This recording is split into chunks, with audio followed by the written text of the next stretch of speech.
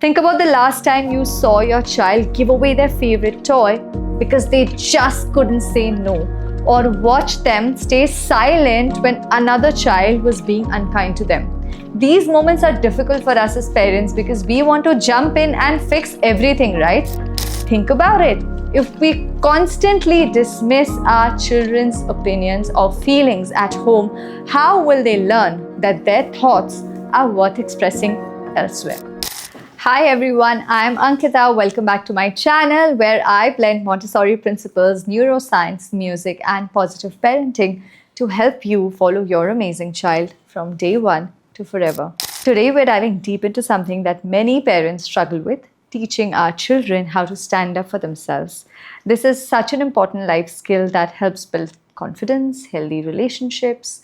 Our children has to prepare for navigating the complex social world they'll face throughout their lives. So let's get started.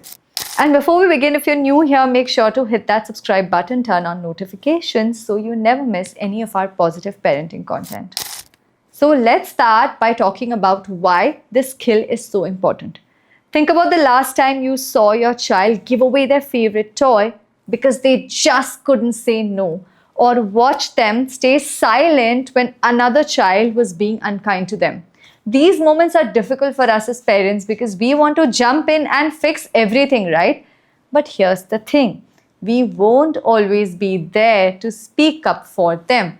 Learning to stand up for themselves is a skill our children need to develop gradually, starting from a young age. When I talk about standing up for yourself, I'm talking about speaking up about what you need or want in a respectful way. This is what we call being assertive. And being assertive simply means expressing your feelings, needs, wants clearly and respectfully. We're not going to be mean, we're not going to be pushy, not going to be quiet or passive either, right? Children who develop this skill tend to have better self-esteem and confidence. They experience less anxiety in social situations. They have healthier friendships and they're less likely to be targeted by bullies. They also develop better problem-solving skills. There's ample research that shows us that when children learn how to express themselves appropriately, it actually helps develop parts of their brain involved in decision-making and emotional regulation. Every time our children practice speaking up appropriately, they are literally building stronger neural pathways. Now, this journey begins at home. Children learn to stand up for themselves when they live in an environment where they feel that their voice matters. Think about it. If we constantly dismiss our children's opinions or feelings at home, how will they learn that their thoughts are worth expressing elsewhere? The foundation of teaching children to stand up for themselves is creating a home where they feel truly heard and respected. This doesn't mean that they always get their way. That is not the goal here. But it does mean acknowledging their feelings and perspectives, even when you need to set a boundary or say no. For example, your 5-year-old wants ice cream before dinner. Instead of just saying, no, that's not happening, you can try, I understand you really want ice cream right now. I get it, ice cream is delicious, but there's a family rule of eating dinner before dessert. So do you want to come help me whip up dinner so we can get to dessert faster, right? So what's happening in this example? You're basically validating their desires and you're explaining your boundary very clearly and you're offering an alternative. This approach shows respect for your child's feelings while still maintaining your limit. Another way to create the right environment for your child is to model respectful disagreement at home. When you and your partner or other family members have different opinions, let your child see how you work through it with mutual respect. This gives them a template for how to disagree without being disagreeable. Let's talk about specific strategies you can use to help children of different age groups learn this important skill. For toddlers and preschoolers, let's say 2 to 5, children are just at this age beginning to understand that other people have different thoughts and feelings than they do. They're obviously naturally focused on their own needs, which is developmentally appropriate. So for these little ones, you can just start with super simple phrases. That's mine. I am playing with it. My turn. Please stop. I need help. Right? So you can teach your children these phrases and work with them during playtime. You can role play with stuffed animals or dolls to also show how these phrases work in different situations. You might also have one stuffed bear take another bear's toy and then kind of show how that bear says, "That's mine, I'm still playing with it." Remember to keep the phrases short and clear. Young children need simple tools that they can remember in the moment. Now, for children who are a little older, they can handle more complex strategies. So this is a great time to introduce the concept of I feel statements. An I feel statement has 3 parts. How you feel, what happened to make you feel that way, what would you like to happen instead. It's very simple. For example, I feel sad when you don't let me play with you. I would like to join your game. So this basically expresses feelings without blaming, which makes others more likely to respond positively. At this stage, you can also start teaching children about body language. Show them how standing tall, making appropriate eye contact, speaking in a clear voice obviously makes their message stronger. Now let's address a common concern that many parents have asked me about. What should a child do when other children refuse to play with them because they don't want to share their toy and they're standing up for themselves? This is tricky because we want our children to set healthy boundaries and also develop, generosity, social skills. So this is what we can do. First, we need to clarify something important. Sharing doesn't mean giving up something you're actively using, right? True sharing means turn taking with each other. I use it for a while, then you use it for a while. That's sharing. When a child is still playing with something, they have a right to finish their turn before handing it over. So at this point, you can teach your child to say something like, "Hey, I'm still playing with this right now. You can have a turn when I'm finished." Now, what if other children respond by saying, "Then we're not going to play with you anymore if you're not going to hand it over right now"? Now, this is where it gets tough because there is a natural consequence to setting boundaries. Not everyone is going to like your child's boundaries. So talk with your child about their opinions in this situation. They can decide to share now to maintain the friendship in that moment. They can continue playing with their toys. They can find different friends or activities for now, right? They can suggest a different game that everyone else can play together that basically does not require that specific toy. Explain to your child that sometimes friends might feel disappointed when they don't get what they want, and that's okay. It does not mean your child did something wrong by setting a boundary. True friends will usually come back to play again later. This is also a good opportunity to discuss the difference between a toy that belongs just to you and your child and the toys that belong to everyone else, like a public playground. Community toys should be shared more readily than personal possessions, like giving another child a turn at the swing.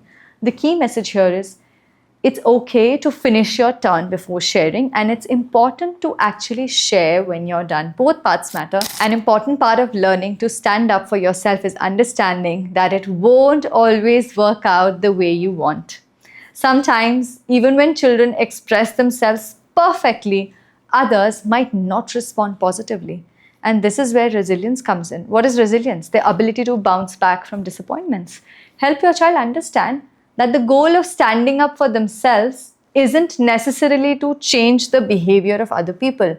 The goal is to express themselves appropriately and honor their feelings and boundaries. So when your child faces rejection after they have stood up for themselves, try these approaches, right? And be supportive because these might happen. Validate their feelings. It sounds like you felt really disappointed when they still wouldn't let you join the game, even though you asked so nicely. Then emphasize with what they did well. You can tell your child that I'm really proud of how you used your words instead of grabbing the ball or crying. That shows how much you've grown, and help them process what really happened, right? You can always tell your child, sometimes people are just having a hard day. They've already started a game that's hard for you to join in. So it doesn't mean you did anything wrong. Yeah. And please do discuss alternatives. What else could you do at recess tomorrow if the same thing happens to you? Who else might you want to play with? This helps children develop emotional resilience, while they still feel encouraged to stand up for themselves in the future. Many children also worry about telling on others. They don't want to be seen as a snitch. So, this can sometimes prevent them from getting help when they really need help. It's important to help children understand the difference between telling and reporting. Telling or tattling is when you're trying to get someone in trouble, and the main purpose of telling on someone is to make that other person look bad or probably get them punished and stuff like that. Reporting is when you're trying to keep someone safe, when you're trying to solve a problem. So the main purpose is to get help in a situation when you cannot handle it alone. Examples of situations where a child should definitely tell an adult could be situations like when someone is getting hurt physically or emotionally, when someone is doing something super unsafe, and someone is breaking a rule that absolutely shouldn't be broken, and that there are safety issues.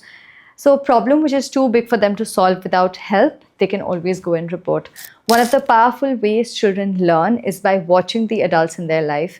They notice how we handle conflicts, how we express our needs, how we respond when others have set their boundaries with us. So what you could do is look for opportunities to model assertive behavior in your daily life. For example, when a shopkeeper gives you incorrect change, or when someone cuts in line at the grocery store, when setting boundaries with friends or family members, when you're sending back food at the restaurant that wasn't prepared correctly. All of these situations are opportunities to talk to your child about what really happened. So for example, did you notice how I asked the waiter to heat up my food again? I was very clear about what I needed, right? So pay attention to how you respond when your child sets boundaries with you. If they say they need alone time, they don't want a hug right now, you have to respect those boundaries. This teaches them that their boundaries matter and should be respected by others too. When you see your child successfully standing up for themselves, offer them specific praise. I noticed how you told your friend you weren't ready to share your new truck yet. You were clear but kind about it. I am so proud of how you asked your teacher for help when you needed it today. You should be proud of yourself. You did a great job telling your sister how you felt when she took your book without asking. This kind of really specific feedback enforces exactly what they did well. It encourages them to use those skills again in the future. Remember that teaching children to stand up for themselves is a gradual process. It is absolutely not going to happen in a jiffy. Don't expect perfection right away. For toddlers, success could just mean simple words like mine, stop, no, right? Instead of hitting or grabbing. For school children, it could be asking a teacher for help. It could be just telling their friends that they don't want to play a certain game. For teenagers, success may be resisting peer pressure or negotiating with you about maybe increasing their independence or limits. Celebrate progress along the way and be patient with setbacks. Learning these skills takes time, practice, maturity, and the most important thing is your consistent support and guidance. Because if you create a home where your child feels heard and valued, and you've modeled assertive behavior yourself, and you're giving them opportunities to practice all these skills, you are definitely helping them up for success. In most of the homes, children are not allowed to stand up for themselves, and they're constantly being put down by their parents or their caregivers. I want to say it in the most crude way possible, but for most children, their first bully is their parent. So please create a safer home for your child. Another thing that I've done for my child is really taught her to walk away when she's unable to handle a situation and it's getting too overwhelming for her. And there is a balance in doing that. She cannot always walk away. There are times when she uses her skills when it gets too overwhelming, or if she's getting into an argument with an adult. I've definitely asked to walk away. She's 5, and the strategies, of course, will change as she grows up. I'd love to hear about your experiences of how you're teaching your child to stand up for themselves. What strategies have worked well for your family? What challenges have you faced? Share your thoughts in the comments below. We all learn from each other in this parenting journey. And if you found this video helpful, please do 2 things for me. Give me a thumbs up. Share it with other parents who might benefit from these strategies. And don't forget to subscribe to my channel for more positive parenting content. Remember to hit that notification bell so you're not going to miss any new videos.